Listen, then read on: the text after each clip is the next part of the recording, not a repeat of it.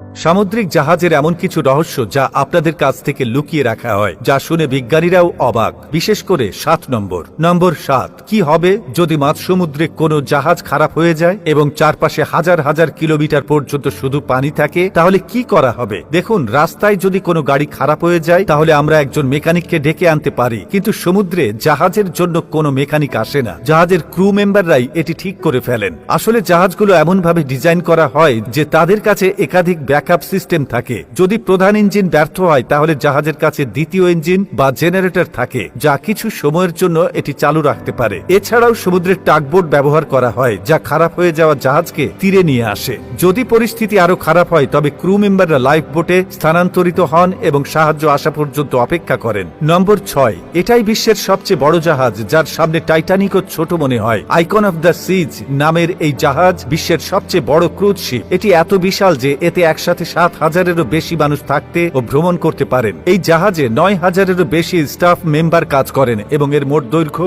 1198 foot, অর্থাৎ প্রায় 4টি ফুটবল মাঠের সমান। এর ওজন প্রায় 2,50,800 টন। সবচেয়ে আকর্ষণীয় বিষয় হলো এতে 10তলা water park, 360 degree sky view bar, 7টি সুইমিং পুল ও 20টি ভিন্ন ভিন্ন রেস্টুরেন্ট রয়েছে, অর্থাৎ এটি আসলে একটি ভাসমান শহরের মতো। নম্বর 5, ভাবুন তো এত বড় জাহাজ চালাতে কত লিটার ডিজেল লাগতে পারে? সাধারণত একটি গাড়ি চালাতে দিনে 5-10 লিটার জ্বালানি লাগে, কিন্তু বড় জাহাজ প্রতিদিন 50 থেকে 100 টন ফুয়েল ব্যবহার করে। এমএসসি গুলশান নামের বিশাল কন্টেইনার শিপ প্রতিদিন প্রায় 2 লাখ লিটার ডিজেল পুড়িয়ে ফেলে। এই বিশাল জাহাজ একদিনে 700-800 কিলোমিটার পথ অতিক্রম করতে পারে। নম্বর 4, যখন একটি নতুন জাহাজ তৈরি হয়ে যায় তখন সেটিকে পানিতে কিভাবে নামানো হয়? এটি কি কেবল তুলে এনে সরাসরি পানিতে ফেলে দেওয়া হয়? আসলে জাহাজ লঞ্চ করার প্রক্রিয়াটি খুবই চমকপ্রদ। বড় বড় জাহাজকে সাইড লঞ্চিং বা স্টার্ন লঞ্চিং পদ্ধতির মাধ্যমে পানিতে নামানো হয়। এতে জাহাজকে হয় পাশ থেকে পানিতে স্লাইড করে নামানো হয় অথবা পিছন থেকে ধাক্কা দিয়ে পানিতে ফেলা হয়। নম্বর 3,